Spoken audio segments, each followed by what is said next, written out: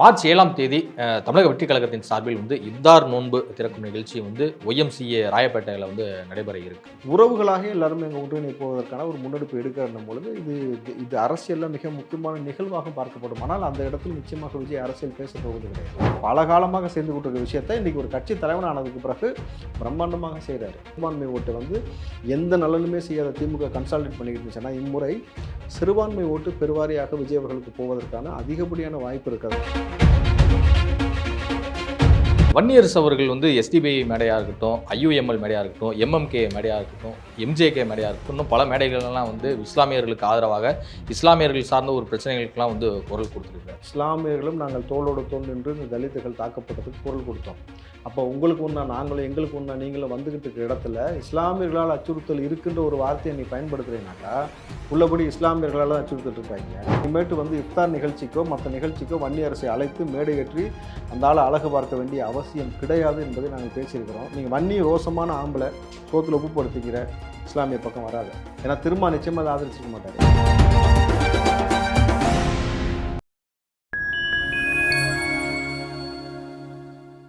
Fine time voice நேயர்களுக்கு வணக்கம். நான் உங்கள் சங்கீத் குஹன். நம்ம சிறப்பு நிகழ்ச்சியில் நம்மோடு இணைந்திருக்கிறார் காங்கிரசின் ராவுத்தர் இப்ராஹிம் அவர்கள். வணக்கம் சார். வணக்கம் குஹன். எப்படி இருக்கீங்க? நலமா இருக்கேன். மார்ச் 7ஆம் தேதி தமிழக வெற்றி கழகத்தின் சார்பில் இஃப்தார் நோன்பு திறக்கும் நிகழ்ச்சி ஒய்எம்சிஏ ராயப்பேட்டையில் நடைபெற இருக்கு.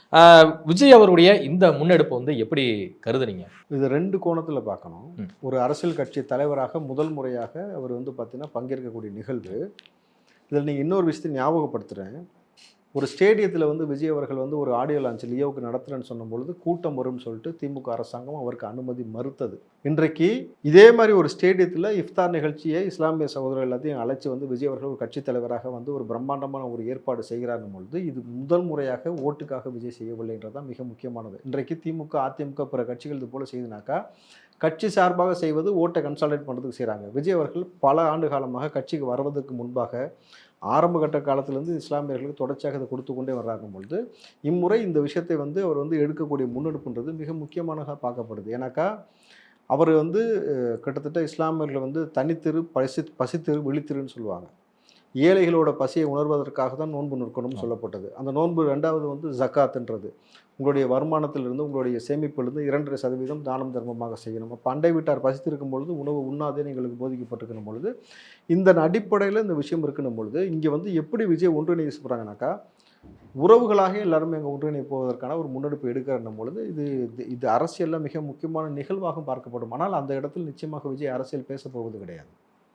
அந்த இடத்தை அரசியல் மேடையாக அவர் பயன்படுத்தாமல் இஃப்தார் நிகழ்ச்சி, அதற்கு பிறகு தொழுகைக்கு பிறகு விருந்து, இதை கலந்து கொண்டு அவர் கலந்து போவதற்கான முன்னெடுப்பு தான் எடுத்திருக்கிறார். போது இது வன்னியரசு போன்ற பல விஷமிகள் பரப்பிய ஒரு குற்றச்சாட்டுகளே அதற்கும் சரி, நீண்ட நெடிய காலமாக விஜய் சிறுபான்மை மக்களுக்காக இருக்கட்டும் இஸ்லாமிய மக்களுக்காக இருக்கட்டும்ன்றது இல்லாமல் எல்லா மக்களுக்குமான ஒரு நபராக நான் ஒவ்வொரு பிரச்சனைக்கும் ஒவ்வொருவரோட களத்தில் தோளோடு தோல் நின்றுருக்கேன்றதை ரொம்ப நிதர்சனமாக பறைசாற்றான பொழுது இந்த முறை அதிமுக பிஜேபி அலையன்ஸ் கிட்டத்தட்ட 80% உறுதியாயிருச்சு. அப்போ திமுகவுக்கு என்ன சொல்லுவாங்கன்னா பாருங்கள் 2 பேர் கூட்டணி வச்சிட்டாங்கன்னு இந்த சிறுபான்மை ஓட்டு எந்த நலனுமே செய்யாத திமுக கன்சால்டேட் பண்ணிக்கிட்டு இருந்துச்சுன்னா இம்முறை சிறுபான்மை ஓட்டு பெருவாரியாக விஜய் அவர்களுக்கு போவதற்கான அதிகப்படியான வாய்ப்பு இருக்கிறதுனால இல்லை நந்தம்பாக்கத்தில் 65 கோடி ரூபாய் மதிப்பீட்டில் ஒரு ஹஜ் கட்ட போகிறதா தமிழ்நாடு அரசு அறிவிச்சிருக்கேன். கிட்டத்தட்ட ஒரு அரசாங்க நிதியிலிருந்து ஒரு பக்கம் கட்டுட்டோம். பட் விஜய் அவர்கள் தனிப்பட்ட முறையில் தன் சம்பாதித்த பணத்தில் பல ஆண்டு காலமாக செய்து வராருல, அரசியல் இல்லாமல் செய்து கொண்டு வருகிறார்கள் மக்களோட, அதைத்தான் நீங்கள் மெயினாக பார்க்குறாங்க.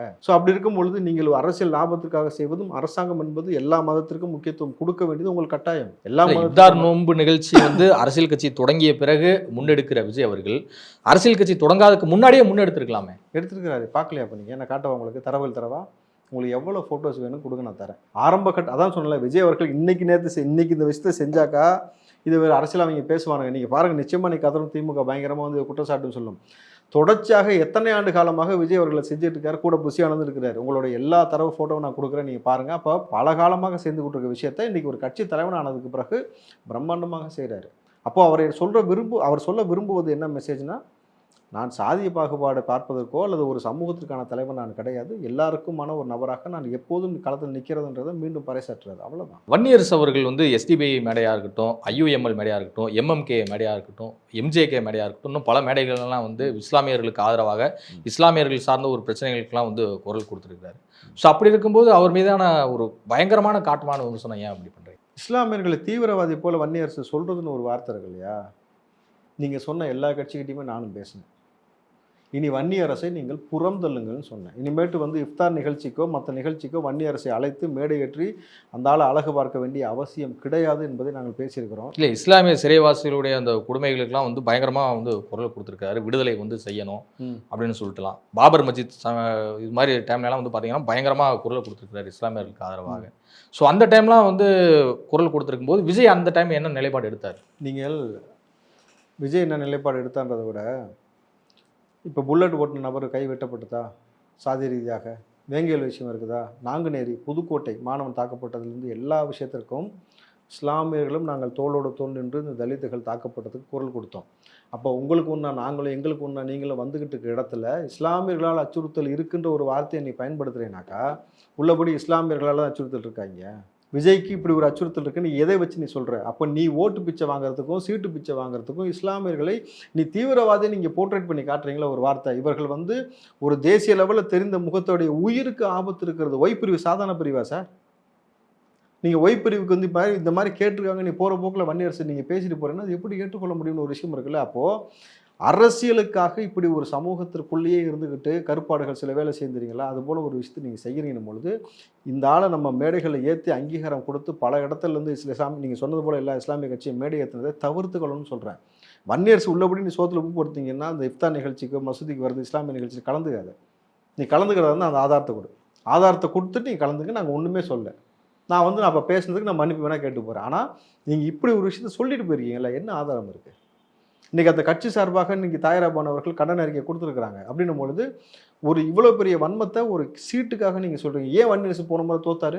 அந்த கட்சியில் எல்லாம் ஜெயிச்சது பிறகும் இந்த வன்மமான புத்தி தான், இந்த புத்தி தான் தொடர்ச்சியாக. கௌதம சொன்னாவும் தோத்தார், 2 பேர் தோத்து போனாங்க. இவர் வன்னி நீ பாருங்கள், நீங்கள் எந்த இடத்துல நின்னாலும் இதுக்கு மேலே ஜெயிக்க மாட்டார். 2027 ஓப்பன் சேலஞ்ச் நீ வன்னி ஜெயிச்சிடறான்னு பார்ப்போமா? இஸ்லாமிய சமூகம் ஒட்டுமொத்தமாக வெறுப்பட்டு சார். இது நீங்கள் எப்படின்னா ஒரு மார்க்கத்தின் மீது ஒரு களங்கத்தை கற்பதற்கு முன்னாடி யோசிக்கணும். இஸ்லாமியமும் கிறிஸ்தவ மதமும் உலகளாவில் இருக்கு. விசிகாவிலையும் பெரும்பாலும் இஸ்லாமியர்கள் வந்து இருக்காங்க. அவங்களுக்கு ஒரு அங்கீகாரமாக வந்து துணை பொதுச் செயலர் பதவியிலேருந்து எம்எல்ஏ சீட்லேருந்து எல்லாமே திரும்ப ஒதுக்கி தானே இருக்கு. ஆளுநர் ஷானவாஸ் என்ன கழட்டிட்டு இருந்தார் வன்னியர் சொன்னது?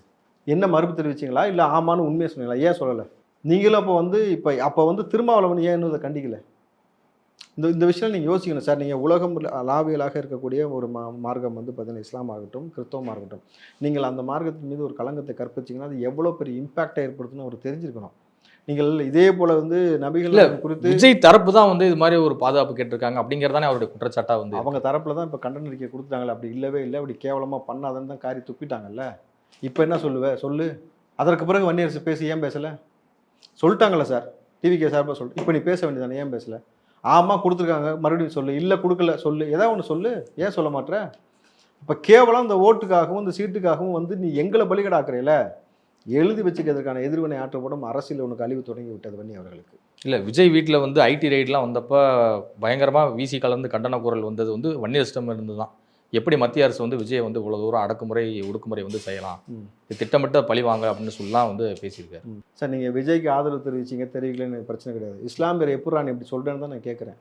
நாங்கள் என்ன தீவிரவாதியா? இதே வேலையை உட்காந்து துப்பாக்கி பீஸ்ட் படத்தில் வில்லன்களாக சித்தரிக்கப்பட்ட கேரக்டர் உங்களுக்கு தெரியும், நான் சொல்ல வேணாம்னு நினைக்கிறேன். என்னன்னு அப்போலாம் வந்து ராவுத்தர் இப்ராஹிம் அவர்கள் வந்து துப்பாக்கி திரைப்படம் வந்து ஒரு ஒட்டுமொத்த இஸ்லாமிய சமூகத்துக்கு எதிரான ஒரு திரைப்படமாக வந்து இருக்கு.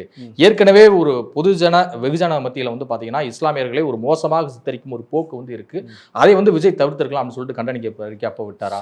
பீஸ்ட் திரைப்படம் இப்போ வந்து ஒரு 2 வருஷத்துக்கு முன்னாடி. அப்போ அதுலேயும் வந்து பார்த்தீங்கன்னா டோட்டலாக வந்து இஸ்லாமிய சமூக மக்களை வந்து ஒரு புண்படுத்தும் விதமாக தான் சித்தரிக்கப்பட்டிருக்கு அப்படின்னு சொல்லிட்டு பல இஸ்லாமிய அமைப்புகள் வந்து விஜய்க்கு எதிராக போராடினாங்க. அப்போ வந்து இப்ராஹிம் ராவுத்தர் கண்டித்தார். அப்போ நீங்கள் ஒரு விஷயம் நல்லா புரிஞ்சுக்கோங்க. ஒரு படத்தில் ஒரு கதாபாத்திரத்தை சித்தரிச்சதுக்கே வந்து இஸ்லாமிய அமைப்புகள் எவ்வளோ கொந்தளிச்சிருக்குனாக்கா, நீ பொது வழியில் இஸ்லாமியர்களை தீவிரவாதி போல பேசியிருக்க வன்னியரசு எவ்வளோ பெரிய கொந்தளிப்பு ஏற்படுத்திருக்கு வன்னியரசுக்கு தெரியாது இப்போ வரைக்கும். வன்னியரசு இன்னொரு வேலை என்ன தெரியுமா பார்த்துட்டு இருக்காரு? நான் ஓப்பனாக சொல்கிறேன் சார், எல்லா இஸ்லாமிய அமைப்பிட்டையும் ஆமாம் விஜய் அப்படி தான் பாதுகாப்பு கேட்டிருக்காருன்னு சொல்லிட்டு இருக்காரு. அது தெரியுமா உங்களுக்கு? இந்த கண்டன அறிக்கை வந்ததுக்கு பிறகும் நான் கூப்பிட்டு பேசியிருக்கேன்ல இஸ்லாமிய அமைப்போட யார் யார்ட்டெல்லாம் பேசியிருக்கேன்னு எனக்கு தெரியும். இஸ்லாமிய அமைப்புகளோடு இருக்கக்கூடிய பெரும் தலைவர் நீங்கள் சொன்னீங்களே எந்தெந்த கட்சின்னு, அந்த கட்சியோட தலைவர்கள்ட்ட நான் பேசிக்கிட்டு இருக்கிறேன். கட்சியில் 2ஆம் பட்ட தலைவர்கள் இருப்பாங்கல்ல, அவர்கிட்ட நான் நேரடியாக பேசினப்ப இல்லை வன்னி இப்படி தான் சொன்னார்னு என்கிட்ட சொன்னாங்க. அப்போ நீ எவ்வளோ ஊர்ஜிதமாக இஸ்லாமியர்களை பற்றி அந்த பக்கம் போயிட்டு இப்படி தான் செஞ்சிருக்காரு விஜய்னு அந்த பக்கம் போய் அவர் கபலம் நாடாடிட்டு இருக்கிறேன்ல, இதுக்கு தான் செருப்படி விழுகும். நீங்கள் ஒரு மார்க்கத்தை வந்து இப்படி வந்து மக்களை வந்து இப்படி நீங்கள் அசால்ட்டாக அப்படி பேசிட்டு போகிறது அரசியல் அழிவுக்கு மட்டும் இல்லை, உங்களுக்கு வந்து பொது வாழ்க்கையில் உங்களை வந்து புறம் தள்ளக்கூடிய வேலை செய்யணும்னு சொல்லி தான் நானும் பேசியிருக்கிறேன். வன்னியை வந்து எங்கேயும் மேடை ஏற்றாதீர்கள், இதற்கான விஷயத்தை வன்னி வந்து ப்ரூஃப் பண்ணாமல் நீங்கள் ஏற்றக்கூடாதுன்னு தான் பேசியிருக்கிறோம். நீங்கள் வன்னி ரோசமான ஆம்பளை சோத்தில் உப்பு படுத்திக்கிற இஸ்லாமிய பக்கம் வராது. ஏன்னா திரும்ப நிச்சயமாக அதை ஆதரிச்சிருக்க மாட்டார், எனக்கு தெரியும். திரும்ப அந்த மாதிரி நபர் கிடையாது. ஆனால் நீ வந்து திமுகவோட சேர்ந்துட்டு இதை பேசுனியா இல்லை உனக்கே ஒரு சாதிய புத்தி அப்படி இருக்கான்னு கேட்கணும். இஸ்லாமியர்களை வேறு மாதிரி கண்ணோட்டத்தில் நீ பார்த்தியா, வேறு சாதிய புத்தியா நீ பார்த்தியான்னு ஒரு விஷயம் இருக்குல்ல, இதற்கு ஆளுநர் ஷானவாஸும் பதில் சொல்லணும். இது போகிற போக்கில் கடந்து போக முடியாது, விட்டுட்டும் போக மாட்டோம், நீங்கள் பொறுத்து வந்து பாருங்கள், இதற்கான எதிர்ப்பணி நிச்சயமாக இருக்கும். ஏன்னா நபிகளை குறித்து ஒரு பிஜேபிக்காரன் பேசினதுக்கு சர்வதேச நாடுகள் வரைக்கும் கண்டனம் எழுப்பி அதுக்கப்புறம் மோடியே மன்னிப்பு கேட்டிருக்காரு சார். கோவை பாட்ஷா அவர்கள் வந்து இறந்தபோது எப்படி அந்த ஊர்வலத்துக்கு நீங்கள் இவ்வளவு அனுமதி தந்திருக்கலாம் அப்படின்னு சொல்லிட்டு பாஜக எதிர்த்து போராடும்போது பல அமைப்புகளும் வன்னியர்ஸ் எல்லாமே வந்து போய் கோவை பாட்ஷா அவர்களுக்கு வந்து இறுதியெழுஞ்சலி மரியாதையும் செலுத்தினாங்க. அந்த டைம்லாம் விஜய்லாம் போயிருக்கலாமே. நான் சொல்றது ஒரு பெரும் காலம் வந்து சிறையிலேயே வந்து ஒரு செய்யாத ஒரு குற்றத்திற்காக ஒரு பெரும் கொடுமைகளை அனுபவித்த கோவை பாட்ஷா அவர்களுடைய மரணத்திற்கு போய் நேரில் கலந்து கொண்டு அஞ்சலி எல்லாம் செலுத்தியிருக்கலாமே விஜய் அவர்கள். நான் ஒரு தனிநபரை பற்றி நீங்கள் பேசுறீங்க, நான் ஒரு மார்க்கத்தை பற்றி பேசுறேன். ரெண்டுக்குமான வித்தியாசம் இருக்கு. நான் திரும்பவும் சொல்றேன், நபிகளை குறித்தும் இஸ்லாமை குறித்தும் பல ஆண்டுகளாக சிறையில் வாடக்கூடிய இஸ்லாமிய சிறை கைதிகளுடைய விடுதலையில் விஜய் அவருடைய நிலைப்பாடு என்ன? இவரோட நிலைப்பாடு என்ன? வன்னியர்ஸ் நிலைப்பாடு என்ன? இவங்களாம் தொடர்ந்து குரல் கொடுத்துட்டு தானே இருக்காங்க. அப்புறம் ஏன் அந்த வார்த்தையை சொன்னேன்? ஆதாரம் கொடு. சொல்லிட்டே இல்லை, ஆதாரம் கொடு. எனக்கு ஃபஸ்ட்டு இதுக்கு முடிவு வச்சு நம்ம மற்றது பேசுவோம். நீ இஸ்லாமியர்கள் இப்படி ஒரு வார்த்தை சொல்லிட்டே இல்லை. திரும்ப நான் சொல்கிறேன் சார், மோடி அவர்களே மன்னிப்பு கேட்டு வைக்கேன் சார். உலக சர்வதேச நாடுகள் வந்து கண்டனம் தெரிவித்து இப்படி பேசுனதுக்கு, பிஜேபி சார்ந்த நபர் இப்படி பேசுனதுக்கு மன்னிப்பு கேட்க வச்சிருக்கு. நீ ஏமாத்துறோம். நீங்கள் வந்து போகிற போக்கில் வந்து கிறிஸ்தவ மதத்தை எந்த மதத்தையுமே இப்படி புண்படுத்துவதற்கான நெறிமுறை கிடையாதுல்ல. அப்போ நீ வந்து எங்களை தீவிரவாதி போல் சித்தரிச்சு உலகளாவில் தெரிஞ்ச விஜய் வந்து நீ வந்து தீவிரவாதி, நாங்கள் கொன்றுவோம், அவருக்கு அச்சுறுத்தல் இருக்குது, அதற்காக ஒய்பிரிவுன்ற சாதாரண பிரிவு ஒய்பிரிவு அதை கொடுத்துருக்காங்கனாக்கா அப்போ எவ்வளோ பெரிய வன்மமாக எங்களை சித்தரிக்கிறன்னு ஒரு விஷயம் இருக்குல்ல. வன்னின் இதுக்கு பதில் சொல்லாமல் நீ அரசியல் வாழ்க்கையில் வந்து நீ கடந்து போக முடியாது. இதை வந்து சாதாரணமாக விடப்போவதும் கிடையாது. நாங்கள் சின்ன சின்ன கட்சிகள் வந்து திருவிழாவில் வந்து வான வேடிக்கை போல் வந்து கடைசி நேரத்தில் வந்து தேர்தல் டைமில் கரைந்து போயிடும். அப்போ வந்து ஸ்ட்ராங்காக நிற்கிறது வந்து திமுக, ஆப்போசிட்டில் வந்து அதிமுக தான் இருக்கும் அப்படிங்கிறதில் வந்து குறிப்பிட்டிருக்காரு. திமுகவினுடைய மூத்த அமைச்சர் துரைமுருகன் அவர்கள், அவருடைய கருத்தை எப்படி பார்க்குறீங்க? அவர் சொன்ன ஸ்டைல் கவனிச்சிங்களா? பட்டாசு வெடிப்பாங்க, மேலே போய் பட்டுன்னு வெடிக்கும் காணா போயிடும், பட்டுன்னு வெடிக்கும் காணா போயிடும். பட்டாசு எப்போ சார் வெடிப்போம்? தீபாவளிக்கு. அது எதற்காக? நரகாசுரனை வதம் செய்ததை கொண்டாடும் வகையில் தானே வந்து அந்த பட்டாசு வெடித்து கொண்டாடப்படுகிறது பொழுது இம்முறை திமுகவை இதே போல் தோக்கடித்து விட்டு பட்டாசை வெடித்து கொண்டாடுவோம். சின்ன கட்சியோ பெரிய கட்சியோ அது பட்டாசு பட்டுன்னு கொஞ்ச நேரத்தில் தான் வெடிக்கும், அவ்வளோதான். பட்டாசு தொடர்ந்து வெடிச்சிக்கிட்டு இருக்கான், தொடர்ந்து வெடிக்காது. அந்த கொண்டாட்டம் என்பதே நரகாசுரனை வதம் செய்த பிறகுதான்றது பொழுது இம்முறை பாருங்கள், வெயிட் பண்ணி பாருங்கள், பட்டு பட்டுன்னு பட்டாசு எங்கெல்லாம் வெடிக்குது, உங்களுக்கு எப்படி டப்பு டப்புன்னு துடிக்குதுன்றதை 2024 புரிஞ்சுப்பீங்க. சென்னை ஆல்பர்ட் தியேட்டரில் வந்து பார்த்தீங்கன்னா இந்த தின்பண்டங்கள் செக்ஷனில் வந்து கேன்டீனில் ஒரு பழைய உணவுப் பொருட்களே வந்து ஸ்டோரேஜ் வச்சுருந்துருக்காங்க. இதை வாங்கின அங்கே படம் பார்க்க போன வாடிக்கையாளர்கள் வந்து பண்ணியிருக்காங்க. டக்குன்னு இதை பார்த்துட்டு என்னங்க இவ்வளோ மோசமான ஒரு கூல் ட்ரிங்க்ஸை வந்து நீங்கள் குடிப்பீங்களா, இது எங்கள்கிட்ட கொடுக்குறீங்க அப்படின்னு சொல்லிட்டு கம்ப்ளைண்ட் ரைஸ் பண்ணதன் காரணமாக சென்னை ஃபுட் சேஃப்டி ஆஃபீஸர் வந்து போய் சர்ச் பண்ணோன்னா அது பெரிய பிரச்சனையாக இருக்குது. உடனடியாக அந்த கேன்டீனை வந்து நிரந்தரமாக மூட உத்தரவிட்டிருக்காங்க. என்ன நடக்குது? ஏன் இப்படிலாம் ஒரு மோசமான ஒரு சுச்சுவேஷனை வந்து மனிதர்கள் உருவாக்கு? இல்லை சார், நீங்கள் உணவு பாதுகாப்பு துறை இந்த மாதிரியான நிகழ்வு நடத்துகிறீங்கல்ல, அதிலே கூடுதலாக ஒரு அரசாங்கத்திற்கும் இதில் வந்து ஒரு அக்கறை என்ன மாதிரி இருக்கணும்னாக்கா, எந்த உணவு என் மனிதர் குலத்திற்கு மக்களுக்கு ஒவ்வாத உணவு, இதை எடுப்பதால் வந்து எவ்வளோ பெரிய நோயை இங்கே உருவாக்கி கொண்டு இருக்கிறதுன்றதுல ஒரு புரிதலோடு அவங்களுக்கு இருக்கணும். இப்போ கோக்கு பெப்சிலாம் எடுத்துக்கிறாங்கன்னா அதனால் வந்து 10 காசுக்கு ஏதாவது பிரயோஜனம் இருக்கா, நன்மை இருக்கா இல்லையா, இதை வந்து ஒரு அரசாங்கம் வந்து எப்படி அனுமதிக்கலான்னு ஒரு கேள்வி இருக்குல்ல. நீங்கள் வந்து உலகம் முழுக்க இருக்கக்கூடிய சர்வதேச பெரிய கம்பெனிகள்கிட்ட கார்பரேட்டை வந்து நீங்கள் வந்து ஒரு அக்ரிமெண்ட் போட்டு பணத்தை வாங்கிட்டு இங்கே இருக்கக்கூடிய நீரை உறிஞ்சிறான், அதை கொண்டு வந்து கண்ட கெமிக்கலை கலந்து கொடுக்குறான். அது வந்து மக்களுக்கு எவ்வளோ பெரிய விஷயம். நீங்கள் கோக்கு பெப்சிலாம் டாய்லெட் ஊற்றி கழுவுறாங்க சார், பலன்னு ஆகுது. அதை வந்து நம்ம உள்ளே குடிக்கும் போது என்னவாகும், உடல் உறுப்புகள் என்னவாகும், இதை நம்ம யோசிக்கிறோம்ல. சாதாரண பாப்கார்ன்லேருந்து எக்ஸ்பைரி டேட் தாண்டி விற்கிறாங்க, கூல்ட்ரிங்க்ஸில் எக்ஸ்பைரி டேட் தாண்டி விற்கிறாங்க. நான் கூட பார்த்தேன், நவம்பர் மாதத்தோட முடிஞ்சிருந்துச்சு, எக்ஸ்பைரி ஆயிருந்துச்சு. அது நவம்பர் மாதம், ஆமாம் நவம்பர் மாதத்தோட எக்ஸ்பைரி ஆயிருந்துச்சு. அப்போது அந்த உணவுல ஏற்படக்கூடிய பாதிப்பு எந்த அளவுக்கு இருக்கோ அதே போல தான் இதுலேயும் இருக்குது. அப்போது அதே போல் அரசாங்கம் சார்ந்து இயங்கக்கூடிய ஹாஸ்பிட்டல்ஸ் இந்த மாதிரியான எல்லா இடத்துக்கும் இவர் போகணும். திடீர் ஆய்வறிக்கை செஞ்சு அதோடைய தரத்தையும் உறுதி பண்ணி மக்களுடைய பாதுகாப்பு ஒரு பக்கம் உறுதி செய்ய வேண்டியது அரசாங்கத்துடைய கடமை. ஆனால் அரசாங்கம் டாஸ்மார்க்கே அந்த அளவுக்கு வந்து நீங்கள் ஊக்குவிச்சு வச்சிருக்கும் பொழுது இதெல்லாம் என்ன சொல்ல போகிறான்னு புரியல எனக்கு. கமிஷன் அரசே 5 கோடி லட்சம் வந்து கடனாலேயே ஆக்கிட்டு போயிருக்கு இந்த அதிமுக அரசு அப்படின்னு சொல்லிட்டு கடுமையாக விமர்சித்தார் எதிர்க்கட்சி தலைவராக இருந்தபோது மு க ஸ்டாலின் அவர்கள். இன்றைக்கு 9 லட்சம் கோடி கிட்ட கடன் இருக்குது. இது குறித்து அண்ணாமலை அவர்கள் வந்து கடுமையாக விமர்சிச்சிருக்கிறாரு திமுக அரசை நோக்கி. 9 லட்சம் கோடி கடனாளியா வந்து வச்சிருக்கீங்க தமிழ்நாட்டை, நீங்கள் எவ்வளோங்க கமிஷன் அடிச்சிங்க அப்படின்னு சொல்லிட்டு இந்த விவாதத்தை எப்படி புரிஞ்சுக்கிறது? இல்லை, இது உள்ளபடி தேவையான விவாதம்னு பார்க்குறேன். ஏன்னா சில விஷயங்கள் வந்து இங்கே பேசப்படணும். அது வந்து எந்த நபர் பேசுகிறான்றதை விட என்ன கண்டென்ட்னு தான் பார்க்கணும். எப்படி இத்தனை கோடி கடன் வாங்கினீங்க, இத்தனை கோடி கடன் வாங்கின பிறகு இவ்வளோ கோடி நான் கடன் வாங்கிட்டேன், அதனால் வந்து மக்களுக்கு இவ்வளோ பெரிய வரிச்சுமை குறைஞ்சிருக்கு, நிதி நெருக்கடி இல்லாமல் மக்கள் வாழ்கிறாங்க, பொருளாதாரத்தில் இந்த அளவுக்கு அவங்களை மேம்படுத்தியிருக்கிறோம், அவங்களுக்கான வாழ்வியல் இந்த அளவுக்கு இருக்குது, வேலை வாய்ப்பு அவ்வளோ ஏற்படுத்தியிருக்கிறோம், இந்த அளவுக்கு அவங்களுக்கான மருத்துவ கட்டமைப்பை நாங்கள் ஏற்படுத்தியிருக்கிறோம் அப்படின்னு நீங்கள் சொல்வதற்கான ஏதாவது ஒரு விஷயம் இருக்கா? அல்லது நாங்கள் வந்து இவ்வளோ நிதியை வாங்கி அரசாங்க பள்ளிகளை மேம்படுத்தியிருக்கிறோம், ஸ்டூடெண்ட்ஸுக்கு தேவையான எல்லா விஷயமும் செஞ்சுருக்கிறோம், ப்ரைவேட் செக்டார்ஸில் இருக்கக்கூடிய அந்த அளவுக்கான எல்லா ஃபெசிலிட்டியும் இருக்குதுன்னு ஏதாவது ஒரு விஷயம் சொல்ல முடியுமா? சொல்லலைன்னும் பொழுது அப்போ இது தேவையான விவாதம். ஏன்னாக்கா இன்றைக்கு +2 எக்ஸாமுக்கு 11,480 பேர் ஆப்சென்ட் ஆகியிருக்காங்க, எக்ஸாம் எழுத வரல. இது எவ்வளோ முக்கியமான சீரியஸான இஷ்யூ தெரியுங்களா? எதனால் சார்? நீங்கள் அதில் 2 விஷயம் ஒப்பிட்டு பாருங்கள். அன்றைக்கு ஒரு மாணவனுடைய தந்தை 6 வருடத்துக்கு முன்னாடி இறந்துட்டார், தாய் மட்டும்தான். அந்த தாய் எக்ஸாம் அன்னைக்கு எழுத போகிற அன்றைக்கி காலையில் இறந்து போகிறாங்க. அவங்க காலில் விழுந்து ஆசீர்வாதம் வாங்கிட்டு அவன் போய் எக்ஸாம் எழுதிட்டு வந்து இறுதி சடங்கு செய்கிறான். தாய் இறந்த அன்னைக்கு அவன் எக்ஸாம் எழுத போகிறான் சார். அப்போ எக்ஸாம் எழுத வராமல் 11,480 பேர் இருக்காங்கன்னா அப்போ அதை விட என்ன நெருக்கடியான சூழல் அவங்களுக்கு இருக்குன்னு ஒரு விஷயம் இருக்குல்ல. இந்த போதை கலாச்சாரமோ இந்த வறுமையோ அதனால் வந்து எத்தனை குடும்பம் சிதைவடைஞ்சிருக்கோ, படிக்க முடியாமல் போயிருக்கா, மாணவ பிள்ளைகள் எப்படிலாம் வந்து துண்டாடப்பட்டிருக்கார்கள், ஏன் வரலான்னு ஒரு விஷயம் இருக்குல்ல. பள்ளிக்கல்வித்துறை வந்து அன்பில் மகேஷ் வந்த பிறகு மிக செழுமையாக இருக்குது, வளமையாக இருக்குன்னுலாம் சொல்கிறாரு. கிட்டத்தட்ட கற்காலத்திற்கு போவது போல் வந்து மாறி கொண்டு போயிட்டு இருக்கணும் பொழுது இது எவ்வளோ சீரியஸ் நோட்டுன்னு ஒரு விஷயம் இருக்குல்ல. இதை வந்து நீங்கள் ஆய்வறிக்கை பண்ணணுமா இல்லையா? அப்போது இதெல்லாம் நீங்கள் பொருத்தி பார்க்கும் பொழுது உங்களுக்கு இயல்பாக புரிஞ்சிடும் என்ன மாதிரியான நிலவரம் போயிட்டு இருக்குன்றதை நீங்கள் தெரிஞ்சுக்கலாம். எஸ்டிபிஐ கட்சியின் தேசிய தலைவர் எம்.கே. பைசி அவர்கள் வந்து சட்டவிரோத பணப்பரிமாற்ற வழக்கில் வந்து அமலாக்கத்துறையால் வந்து கைது செய்யப்பட்டிருக்கிறார்.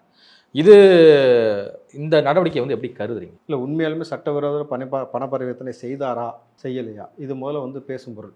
அது ஊர்ஜிதப்படுத்தப்பட்டிருக்கான்ற தெரிஞ்ச பிறகு தான் அதை பற்றி நம்ம விமர்சனம் வைக்க முடியும். ஏன்னா வந்து நம்ம போகிற போக்கில் வந்து அதை நம்ம என்னன்றதை முழுசாக ஆய்வு பண்ணாமல் பேசிட முடியாதுன்னும் பொழுது, ஏன்னா சட்டவிரோத பண பரிவர்த்தனை செய்திருந்தால் தவறு. அதே போல் வந்து 1,250 கோடி வரி ஏய்ப்பு வந்து ஜெகத் ரட்சன் செஞ்சார், அதுவும் தவறு. கரெக்டுங்களா? ஆனால் ஜெகத் ரட்சனுக்கு என்ன மாதிரியான முன்னுரிமை இங்கே கொடுக்கப்பட்டு மறுபடியும் எம்பி ஆக்கி அலங்கரிக்கப்பட்டதுன்னு ஒரு விஷயம் இருக்கணும் பொழுது, இதை வந்து எஸ்டிபிஐக்கு மிகப்பெரிய நெருக்கடியே உங்களுக்கு தெரியும். பிஜேபி அரசாங்கம் எஸ்டிபிஐக்கும் உங்களுக்கு இருக்கக்கூடிய எந்த மாதிரியான எதிர்முனையான ஒரு விஷயம் இருக்குன்னு தெரியும். அந்த கட்சியும் சரி, அந்த கட்சியில் உள்ள நபர்களையும் சரி அடக்குமுறை செய்வதற்கான எல்லா வழிவகையும் இருக்கணும் பொழுது சட்டப்படி தான் நடந்துச்சா இல்லை வந்து இது ஒரு வன்மத்தோடு நடந்துச்சான்றதை விசாரணைக்கு வந்து அந்த அறிக்கை தாக்கல் பண்ண பிறகு தான் புரிய வரும். இதுவரை உங்கள் பல்வேறு கருத்துக்களோடு நன்றி. நன்றி.